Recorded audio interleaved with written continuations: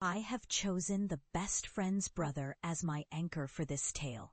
That weekend, when the rain was a sheet of glass along the lake and the fire in the grate whispered, I felt a tremor rise inside me that I could not name and that I knew I should not chase. But I could not stop watching him.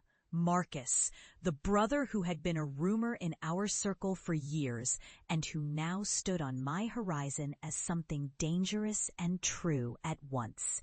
The hook of it came before the words did.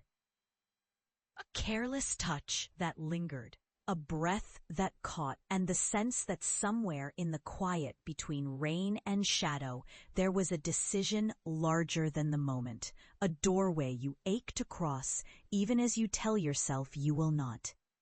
I am 38, a woman who has learned how to build safe rooms around her heart, how to count the hours in meetings and emails, how to wear patience like a shawl over the shoulders of a life that feels almost too orderly to be real.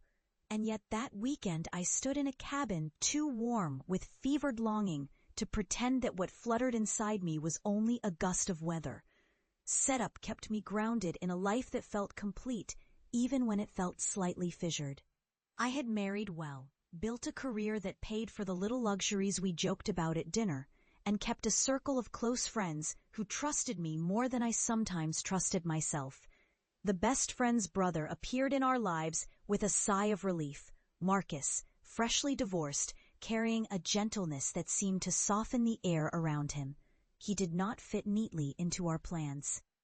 He pushed at the edges of our familiar rhythm with a tenderness that frightened me as much as it drew me closer. My husband, Daniel, was solid and kind, the kind of man who would notice a new shade in my cardigan and compliment it with genuine warmth. Our marriage wasn't broken. It hummed with comfortable meals and shared jokes and the small rituals that hold two people together when the world feels too loud to hear each other. And yet, when Marcus asked if I would like to join him and a friend on a weekend getaway to a lakeside cabin, the old ache I had learned to bury woke. Bright and insistent, and I found myself saying yes with a breath that tasted like surrender. Inciting incident arrived with a knock of thunder and a bottle of red that never quite found its proper place on the table. I walked into the living room to find Marcus there, eyes bright with mischief, and my heart stuttering as if it had never learned the map of fear and desire before. The conversation veered toward heartbreak and the long road back to trust.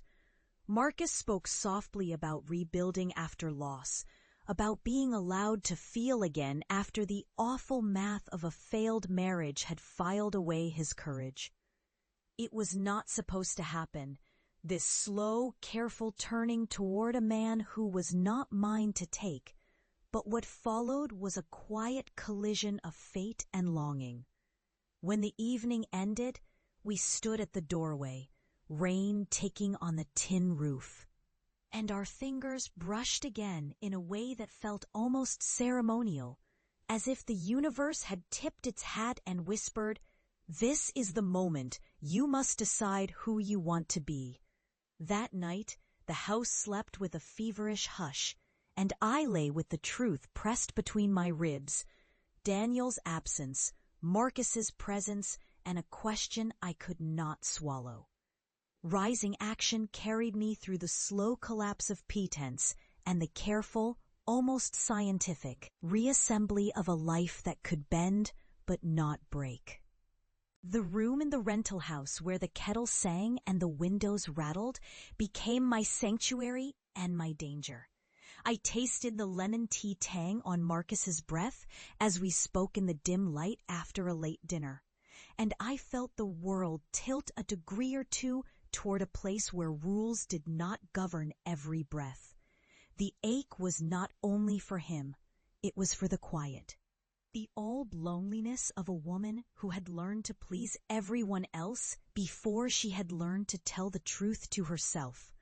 I noticed in minute ways how he looked at me, the way his gaze lingered a moment too long on the curve of my wrist, the way his hand hovered near mine when we stood close to the fire, as if a spark had its own will and could jump regardless of our intentions. He was careful. He respected boundaries. He silenced his own desire with an apology in his eyes whenever our conversations dipped into something more intimate than ordinary talk of children and jobs. And I was not careful enough. The scent of rain on old wood, the taste of peppermint on his coffee breath, the tremor in my own hands when he spoke my name in the soft hush after the others had fallen asleep, these things made a map inside me, a route I had promised myself I would not take. Then there was the moment of clarity that came like a door closing with a soft click. The truth was not born of a single kiss or a single confession.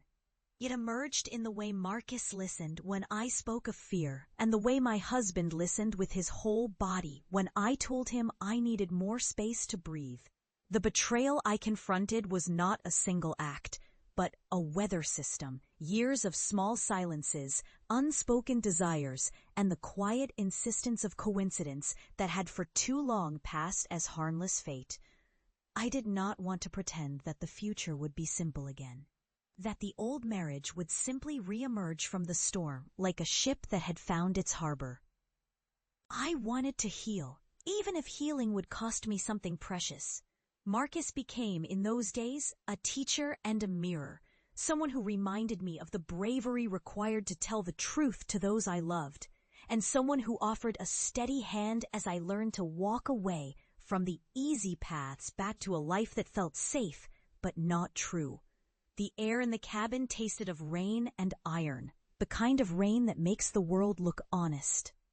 And when I finally admitted to Marcus that I cared for him more than I should admit, I felt the tremor of fate ride the creases of my smile.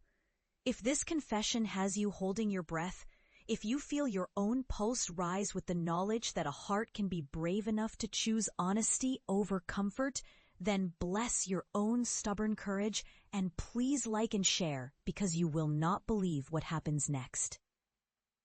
The midnight call I made to Daniel that changed everything did not come with anger or shame, but with a quiet, stubborn confession of a need I had learned to bury under the rug of routine.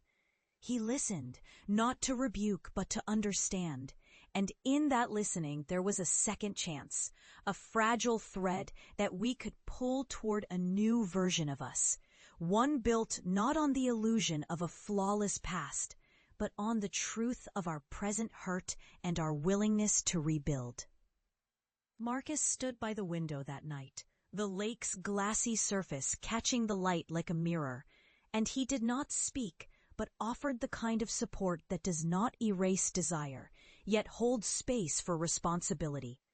The days that followed carried us through a terrain of difficult conversations, therapy sessions that dragged out our fears and hopes like wool from a loom, and the slow, stubborn work of choosing love that was not a denial of pain, but its counterbalance. By the time spring softened the world, I found a different kind of love growing, not the hot, reckless flame I had once thought would burn forever, but a steady, patient warmth that mapped the long road from hurt to trust. I learned that a second chance does not erase the first. It reframes it into something wiser, something that can carry a future built on truth, respect, and the kind of tenderness that makes even the hardest paths feel possible. If you crave more of this slow, aching, hopeful romance, if you want to believe that mature hearts can learn to forgive and to recommit to the people who truly matter, then stay with me, because the road ahead is full of quiet promises and the soft possibility of a tomorrow where love has room to grow again. If you crave more raw, emotional confessions, please like, share, and subscribe. Your next chapter awaits.